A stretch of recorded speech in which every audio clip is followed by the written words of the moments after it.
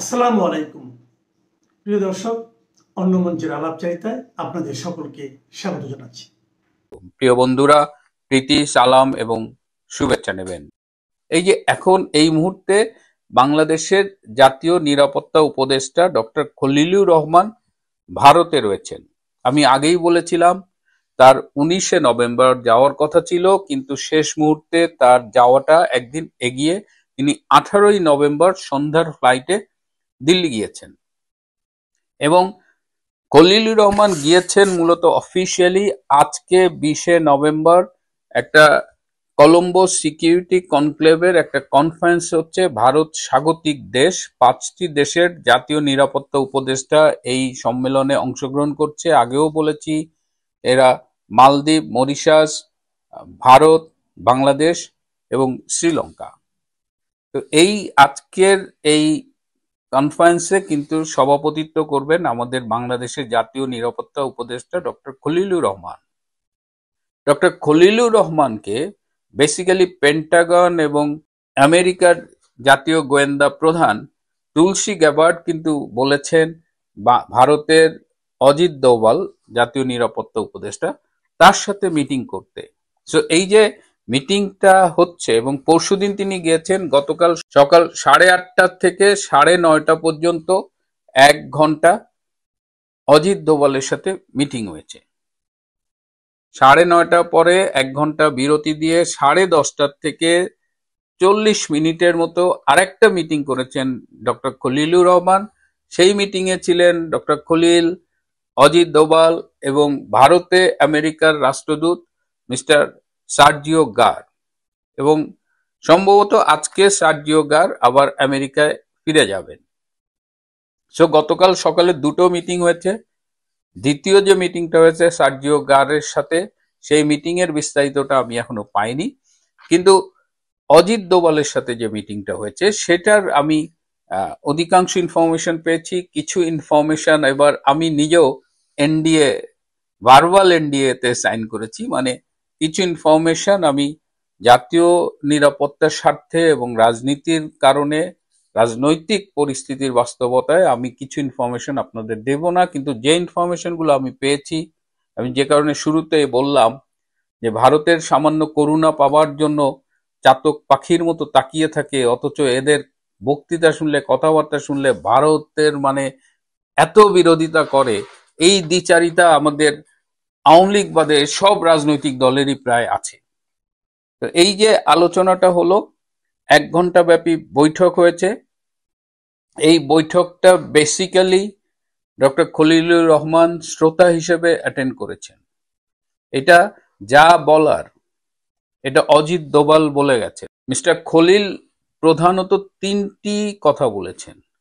আর পুরো মিটিংয়ে বাংলাদেশের পক্ষ থেকে একটা ভীতি কাজ করেছে, বাংলাদেশের পক্ষ থেকে একটা অনুরোধ কাজ করেছে যে অনেকেই সেফ এক্সিট চায় বর্তমান অবস্থায়। তো সেই বিষয়গুলো উঠে এসেছে আলোচনায়। কিন্তু আমি একটু বলতে চাই যে অজিত দোভাল তিনি কি বলেছেন। অজিত দোভাল তিনি বলেছেন যে গত 15 মাস 15 দিনে বাংলাদেশে আইএসআই এর বিভিন্ন পর্যায়ের কর্মকর্তাদের সাথে বাংলাদেশের কর্মকর্তাদের মোট 77টা বৈঠক অনুষ্ঠিত হয়েছে। এই 77টা বৈঠকে কারা কারা অংশগ্রহণ করেছে, সেই বৈঠকে কি আলোচনা হয়েছে, এই সব তথ্য ভারতের কাছে আছে এবং এই সব তথ্য নিয়ে একটি রিপোর্ট তৈরি করা হয়েছে এবং সেই রিপোর্টটি অজিত দোভাল ডক্টর খলিলের হাতে তুলে দিয়েছেন।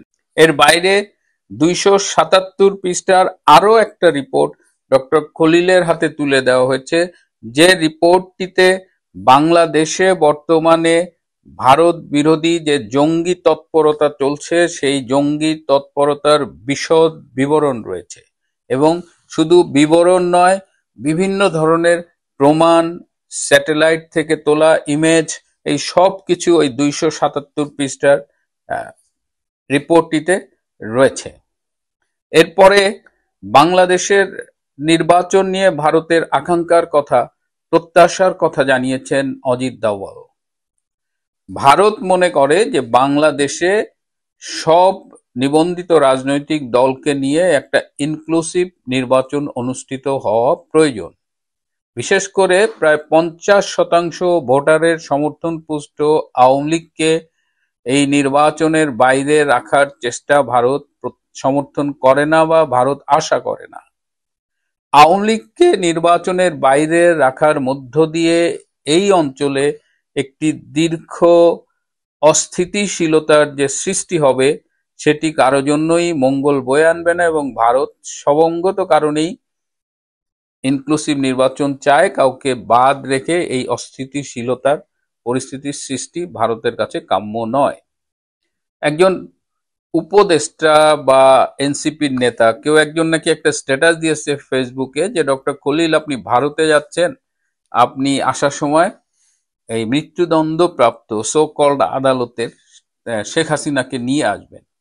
তো এই ব্যাপারে এই যে শেখ হাসিনাকে যে তাইজুলের আইসিটি কোর্টের একটা প্রহসনের বিচারে মৃত্যুদণ্ড দেওয়া হয়েছে সে ব্যাপারেও অজিত দোভাল ভারতের মনোভাব জানিয়ে দিয়েছেন। তিনি খুব স্পষ্ট করে বলেছেন যে যে বিচারিক প্রক্রিয়ায় যে আদালতে শেখ হাসিনাকে মৃত্যুদণ্ড প্রদান করা হয়েছে সেই প্রক্রিয়াটি পৃথিবীর কোন দেশের বিচারের মানদণ্ডে গ্রহণযোগ্য নয়, এবং ভারত এই বিচার প্রক্রিয়ার ব্যাপারে তাদের তীব্র আপত্তি জানিয়ে রাখছে। সুতরাং খুব ক্লিয়ার করে বলে দেওয়া হয়েছে যে এই শাস্তির এই প্রক্রিয়াগত কারণে এবং এই বিচার টিচার এই টোটাল বিষয়টা ভারত মানে না। এবার খুব এক্সাইটিং একটা কথা বলেছে যে এই যে কদিন আগে দিল্লিতে যে গাড়ি বোমা বিস্ফোরণ হলো সেই বোমা বিস্ফোরণে বাংলাদেশের বর্তমান উপদেষ্টা পরিষদের 2 জন উপদেষ্টা সহ মোট 55 জনের সংশ্লিষ্টতা পাওয়া গেছে। এই উপদেষ্টাদের নাম এবং এই 55 জনের তালিকা পুরোটাই ডক্টর খলিলের হাতে তুলে দেওয়া হয়েছে। এর বাইরে আরো কিছু বিষয় আলোচিত হয়েছে যেগুলো আপনাদের সামনে আমি বলতে পারবো না এবং বলবো না বলে প্রতিশ্রুতিবদ্ধ। শুরুতেই বলেছিলাম যে ডক্টর খলিল 3টি কথা বলেছেন। তার একটি হলো ভুল বুঝাবুঝি নিরসনে একসাথে কাজ করবে ঢাকা ও Delhi. Sorry, we are very very sorry. Court, এটা কিন্তু কোর্ট, আমি বানিয়ে বললাম না। ডক্টর খলিল অজিত দোভালকে বলেছে এই সব নথিপত্র সবকিছু পার পরে বলেছে sorry, we are very very sorry. এই যে ডক্টর ইউনূসের ভারতের বিরুদ্ধে কামান দাগায় আর তার জাতীয় নিরাপত্তা উপদেষ্টা যে কিভাবে সারেন্ডার করে। এরপরে ইন্দো প্যাসিফিক নীতিতে সর্বাত্মক সমর্থন করে ঢাকা।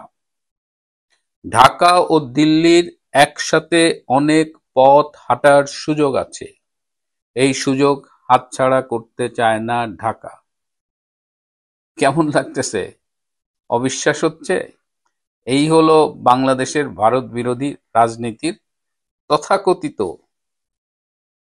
নেতাদের বাস্তব অবস্থান। এবং সবশেষে ডক্টর খলিল সুবিধামতো সময়ে অজিত দোভালকে বাংলাদেশ সফরের আমন্ত্রণ জানিয়েছেন এবং সেটি অজিত দোভাল বলেছেন সেটি তিনি বিবেচনা করে দেখবেন। এবং আজকে ডক্টর খলিল আরো 3টি মিটিং করবেন। তার মধ্যে সকালে যে পররাষ্ট্র মন্ত্রণালয় এক্সটার্নাল অ্যাফেয়ার্স তার পলিটিক্যাল উইং এর কর্মকর্তাদের সাথে তিনি একটি মিটিং করবেন।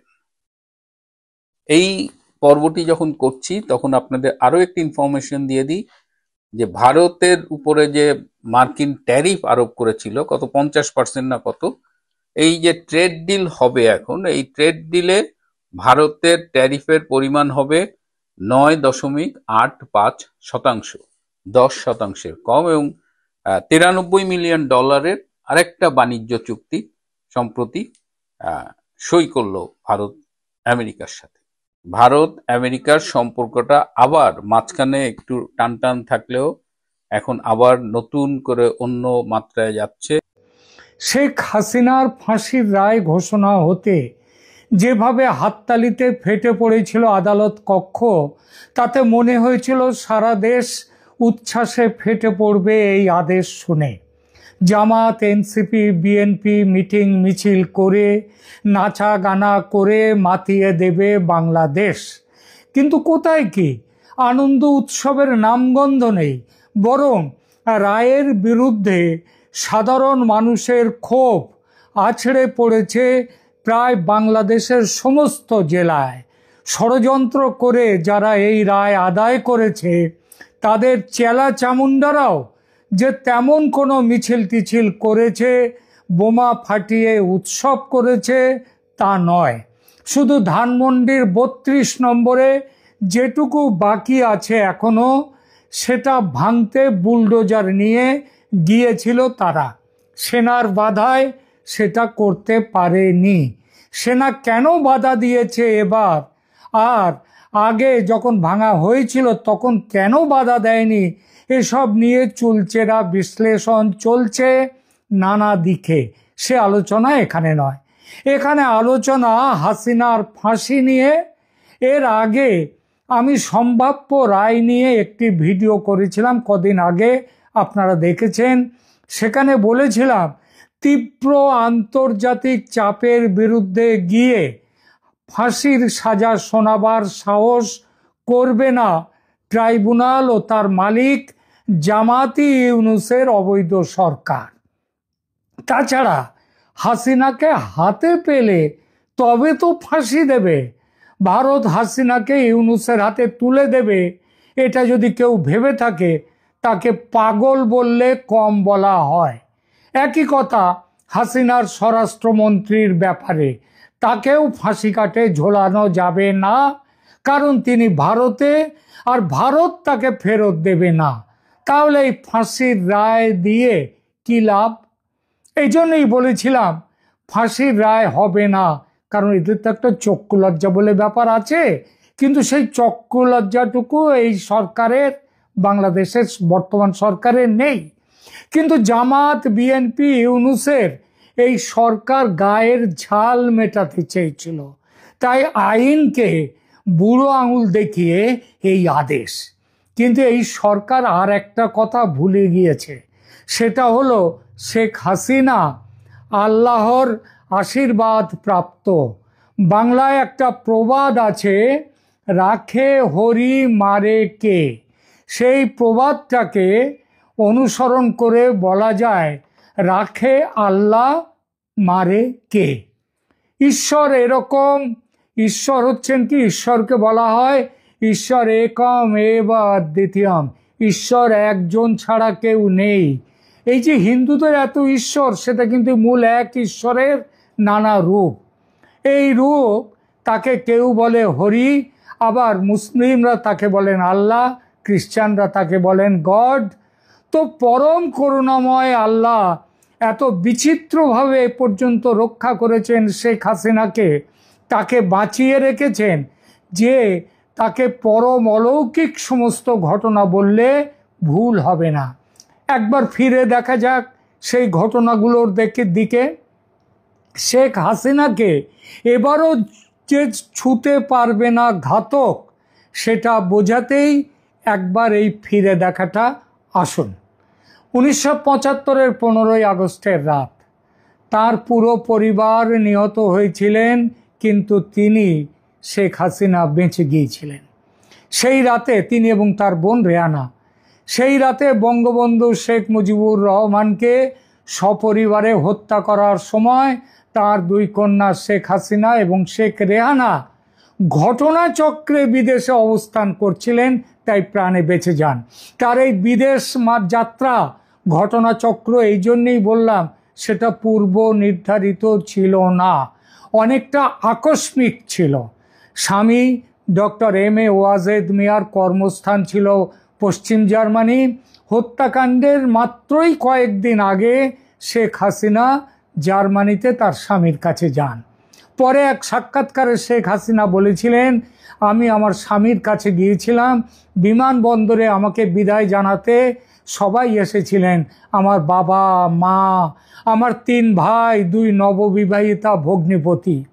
শেখ হাসিনা জানতেন বাংলাদেশ ও পাকিস্তানের যুদ্ধ অপরাধী গুপ্ত ঘাতকেরা তাকে জার্মানিতে মেরে ফেলবে, কারণ তারা চায় বাঙালি জাতীয়তাবাদের মূর্ত প্রতীক শেখ মুজিবকে নির্বংশে হত্যা করতে চায় তারা।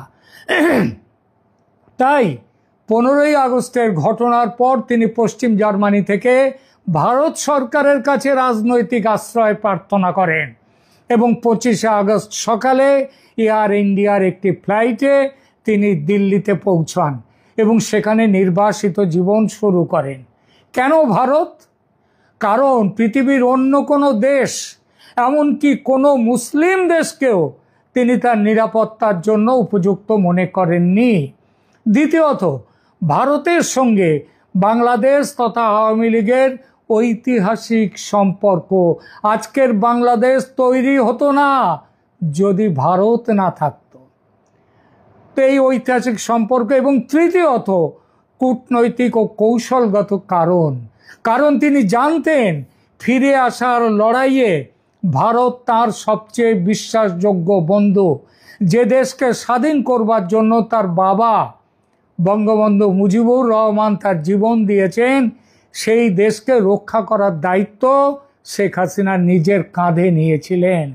সেবার শেখ হাসিনা 1981 সালের 17ই মে, অর্থাৎ প্রায় 5 বছর 10 মাস পর তিনি দেশে ফেরেন। এই সহজ সত্যটা মাথায় রাখলে জামাতি ইউনূস হাসিনার বিচার নিয়ে এত ষড়যন্ত্র করতেন না। 1975-এর 15ই আগস্ট এভাবে বেঁচে যান তিনি। তারপর ভারতে দীর্ঘ নির্বাসন জীবনে তার ধারে কাছে কোনো ঘাতক পৌঁছতে পারেনি।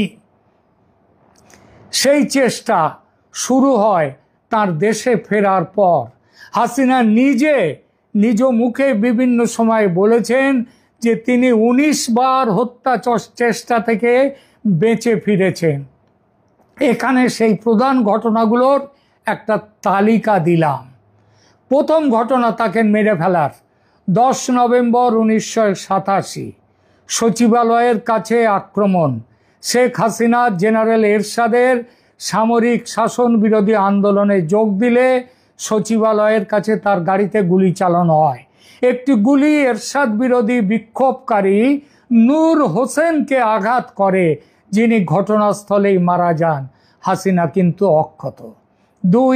দ্বিতীয় ঘটনা 24 জানুয়ারি 1988 চট্টগ্রামে একটি জনসভায় ভাষণ দেওয়ার সময় পুলিশ জনতার ওপর গুলি চালায়, যাতে প্রায় 40 জন নিহত হন। এই গুলি চালনার মূল লক্ষ্য ছিলেন হাসিনা, কিন্তু তিনি অক্ষত। হাসিনা সেদিন অল্পের জন্যে প্রাণে বেঁচে যান। তৃতীয় ঘটনা 10ই আগস্ট 1989 ধানমন্ডি বাসভবনে বোমা হামলা হয়। 10 থেকে 12 জন ব্যক্তি, যাদের বেশিরভাগ ফ্রিডম পার্টির কর্মী, তারা ধানমন্ডির হাসিনার বাসভবনে বোমা ছোড়ে গুলি চালায়। এখানেও হাসিনার কোনো ক্ষতি হয়নি। চতুর্থ 11ই সেপ্টেম্বর 1991 গ্রিন রোড ঢাকা নির্বাচনী কেন্দ্র পরিদর্শনের সময় গ্রিন রোডে তার উপর গুলি চালানো হয়, তিনি অক্ষত অবস্থায় বেঁচে যান। পঞ্চম ঘটনা 13ই সেপ্টেম্বর 1994 ঈশ্বরদী রেল মার্চ। ঈশ্বরদীতে তার ট্রেন মার্চ কর্মসূচির সময় হত্যা প্রচেষ্টা চালানো হয়। রেলের কোচে যেখানে তিনি ছিলেন একাধিক গুলি ছোড়া হয়, এবারও তাকে মারা যায়নি। ষষ্ঠ ঘটনা 7 ডিসেম্বর 1995 পান্থপথের রাসেল স্কোয়ারে একটি সমাবেশে ভাষণ দেওয়ার সময় তিনি হামলার শিকার হন। হামলাকারীরা এবারও ব্যর্থ। সপ্তম ঘটনা 7ই মার্চ 1996 ঢাকা বিশ্ববিদ্যালয়ের কার্জন হলে একটি সভা থেকে ফেরার পথে আক্রমণের শিকার হন। এতে 20 জন আহত হন। শেখ হাসিনা অক্ষত। 20 জুলাই 2000 সেনা গোপালগঞ্জের কোটালীপাড়ার শেখ লুৎফর রহমান কলেজের কাছে 76 কেজি ওজনের বিস্ফোরক উদ্ধার করা হয়। হাসিনার 2 দিন পর সেখানে গিয়ে একটি সমাবেশে ভাষণ দেওয়ার কথা ছিল। সেই উদ্দেশ্যেই বিস্ফোরণ ঘটাবার জন্যেই ওই বিস্ফোরক পদার্থ সেখানে জমা করা হয়। এই চক্রান্তটি হারকাতুল জিহাদ আল ইসলামী বাংলাদেশ বা হুজিবি সংগঠনের মুফতি আব্দুল হান্নান পরিচালনা করেছিলেন। নবম ঘটনা 29শে মে 2001 খুলনার রূপসা সেতু উদ্বোধনের সময় সেতুর নিচে বিস্ফোরক পুঁতে রাখা হয়েছিল। গোয়েন্দারা এটা আবিষ্কার করেন এবং নিষ্ক্রিয় করে দেয়। দশম ঘটনা 25শে সেপ্টেম্বর 2001 তত্ত্বাবধায়ক সরকারের আমলে সিলেটে নির্বাচনী সমাবেশে বোমা বিস্ফোরণ ঘটানো হয় যাতে 2 জন নিহত হন। সেইখানে শেখ হাসিনা ছিলেন সেই নির্বাচনী সমাবেশের মূল বক্তা এবং আক্রমণের মূল লক্ষ্য ছিলেন তিনি। 11 নম্বর ঘটনা 4 মার্চ 2002 বিরোধী দলীয় নেতা হাসিনার মোটরকেডে আক্রমণ করা হয়। আগ্নেয়াস্ত্র থেকে তাকে লক্ষ্য করে গুলি ছোড়া হয়, লক্ষ্যভ্রষ্ট হয় সেই গুলি। 12 নম্বর ঘটনা 29শে সেপ্টেম্বর 2002 কলারোয়া সাতক্ষীরায় সমাবেশ স্থলে যাওয়ার পথে তার মোটরকেড আক্রমণের শিকার হয়। 13 নম্বর ঘটনা 2রা এপ্রিল 2004 গৌর নদী বরিশাল বিএনপি জামাত ক্যাডারদের দ্বারা গৌর নদীতে হাসিনার মোটরকেডে বন্দুক যুদ্ধ চালানো হয়। 21শে আগস্ট এর পরের ঘটনা 21শে আগস্ট 2004 সবচেয়ে ভয়ঙ্কর আক্রমণটি ঘটে। এটি বঙ্গবন্ধু এভিনিউ গ্রেনেড হামলা নামে কুখ্যাত। এটি শেখ হাসিনার বিরুদ্ধে সবচেয়ে ভয়াবহ হত্যা চেষ্টা। বিরোধী দলীয় নেতা হিসেবে বঙ্গবন্ধু এভিনিউতে সন্ত্রাস বিরোধী সমাবেশে ভাষণ শেষ করার পর বিকেল 5টা 22 13টি গ্রেনেড ছোড়া হয় তাকে লক্ষ্য করে। কাছাকাছি ভবনের ছাদ থেকে এই গ্রেনেড নিক্ষেপ করা হয়। এই হামলায় 24 জন নিহত হন এবং 500-র বেশি মানুষ আহত হন। নিহতদের মধ্যে ছিলেন হাসিনার দেহরক্ষী মাহবুবুর রহমান, যিনি তার প্রায় কাছেই ছিলেন, এবং আওয়ামী লীগ মহিলা বিষয়ক সম্পাদক ও প্রাক্তন রাষ্ট্রপতি জিল্লুর রহমানের স্ত্রী আইভি রহমান। তিনি 3 দিন হাসপাতালে থাকার পর মারা যান। হাসিনা নিজে কানে প্রচণ্ড আঘাত পান, যার প্রভাবে আজও তিনি বহন করছেন। কানে খুব কম শুনতে পান। তার কর্মীরা মানব ঢাল তৈরি করে সেদিন তাকে রক্ষা করেন। এই হামলার পেছনে ছিল হুজিবি জঙ্গি সংগঠন এবং তার নেতৃত্বে ছিলেন বিএনপি জামাত সরকারের সদস্যরা এবং তারেক রহমান। 2018 সালে আদালত এই মামলায় 19 জনকে ফাঁসির দণ্ড দেন। তবে হাসিনার আমলেই 2024 সালের হাসিনার চলে যাওয়ার পর 24 সালের নভেম্বরে হাইকোর্ট সব আসামিকে খালাস দেয়। এর পরের ঘটনা 2006 সালে কারাগারে বিষ প্রয়োগের চেষ্টা করে তাকে মেরে ফেলা চেষ্টা করা হয়। হাসিনা যখন কারাগারে ছিলেন তখন তার খাবারে বিষ মিশিয়ে হত্যার চেষ্টা। এর পরের ঘটনা 2011 সাল আন্তর্জাতিক চক্রান্ত। একটি আন্তর্জাতিক গ্রুপ এবং কিছু পাকিস্তানি নাগরিক পাকিস্তানি সরকারের মদতে শ্রীলঙ্কার একটি সন্ত্রাসী দলের সাথে চুক্তি করে হাসিনাকে হত্যার জন্য আত্মঘাতী স্কোয়াড গঠন করে, কিন্তু ধরা পড়ে যায় পুরো ব্যাপারটা, ব্যর্থ হয় তাদের চেষ্টা।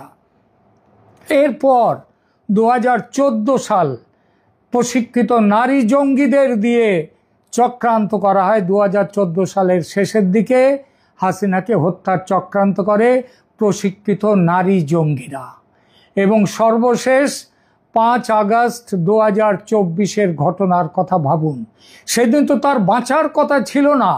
মব এগিয়ে আসছিল, স্নাইপার রাইফেল নিয়ে খুনি পৌঁছে গিয়েছিল, গণভবনে লুকিয়েছিল। এমনকি তার মৃতদেহ কিভাবে টুকরো টুকরো করা হবে সেসব পর্যন্ত ঠিক হয়ে গিয়েছিল, কিন্তু সেদিনও তাকে মারা গেল না।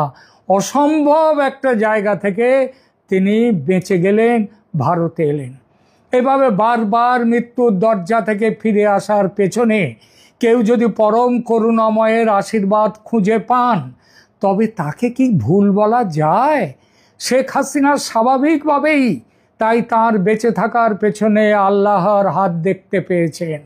পরবর্তীতে তিনি বিভিন্ন সময়ে অডিও বার্তায় সেদিনের ঘটনা এবং আল্লাহর রহমত সম্পর্কে আবেগ ঘন বক্তব্য দেন। তিনি বলেছেন, মাত্র ২০-২৫ মিনিটের ব্যবধানে আমরা মৃত্যুর হাত থেকে বেঁচে গিয়েছি।